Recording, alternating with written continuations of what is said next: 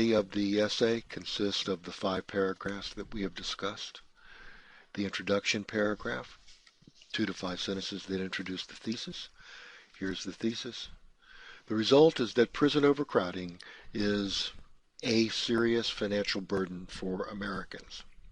As you can tell, this person chose to use a source in her introduction as a way to beefing up that introduction, as a way of introducing the thesis. You'll notice that the author's name is inside the parentheses, and so that immediately tells you that it is a paraphrase. And as soon as I see that in-text citation, Crawford, I go to the last sentence and see if I can find it on the last page, and see if I can find it on her list of references. And there it is. Those are perfect citations. Then come the body paragraphs. The body paragraphs are state, explain, support, conclude. Be sure to number your main points. First, prison overcrowding is a financial burden because prisoners are not getting enough rehabilitation to transition back to society. So there's stating the main point. Here is the explanation of the main point. Here she chose to use a source in the explanation, and that's fine. You can use them anywhere. Here's the explanation of the main point. While the responsibility of the Bureau of Prisons is to safely confine its prisoner population, she should have said one of the responsibilities. Another central mission of the Bureau is to rehabilitate and to provide inmates with opportunities to obtain skills which will aid them in their ability to readjust to their community after being released. So she cites that from Pavis. In other words, that is a translated quote right there. Keep in mind that a citation can only refer to the sentence that it follows, that it is a part of. That's why the period, here's the period here, let me zoom this in. Period is after the citation for a reason. And that reason is the citation is part of the sentence. And that's why the period goes after the citation. So an in-text citation can only refer to the one sentence it is a part of. Most inmates come to jail with little or no education at all, and once released, these prisoners are right back where they started from. So those are her words and thoughts. Then she supports that with Talbot. Talbot states, many will be drug users who receive no treatment for their addiction.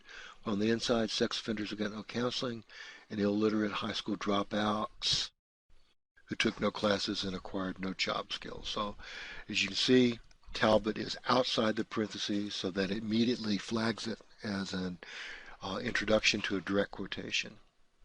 As soon as I see Talbot, I go to the last page and look up Talbot. See if the citation is correct, the reference citation, and there it is, catch and release. Okay, so after her support section, she then concludes her body paragraph. The more prisoners that are rehabilitated, the quicker they can start to contribute to society once they're released. So referring back to the overall point of financial burden. So you simply do that 3 times. State, explain, support, conclude. 3 different body paragraphs. And then conclude your essay with some kind of transition phrase. In summary, in conclusion, to conclude. America should look into getting more rehabilitation for these prisoners so they won't continue to be such a terrible financial burden. Here you see she is restating her thesis, and now she's telling the importance of the thesis. That is why it is necessary to give them the tools they need to be able to function in the real world. If we do nothing to address the problems offenders bring in with them, then nothing will change to improve prison overcrowding in this country.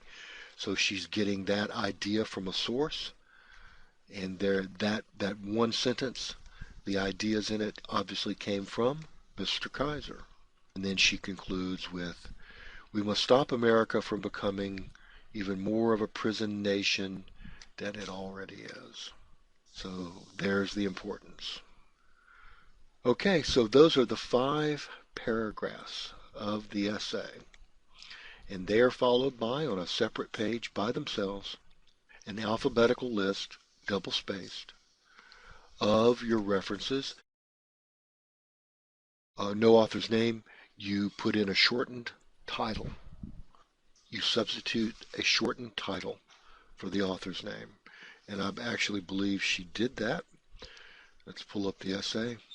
If you look at the last reference citation on this page, you'll see that this is a source that does not specify an author. So you always begin with the title, year of publication, the name of the journal, magazine, newspaper, or book, volume, issue, comma, inclusive page numbers. Looks like this article is only one page long. It's probably a editorial.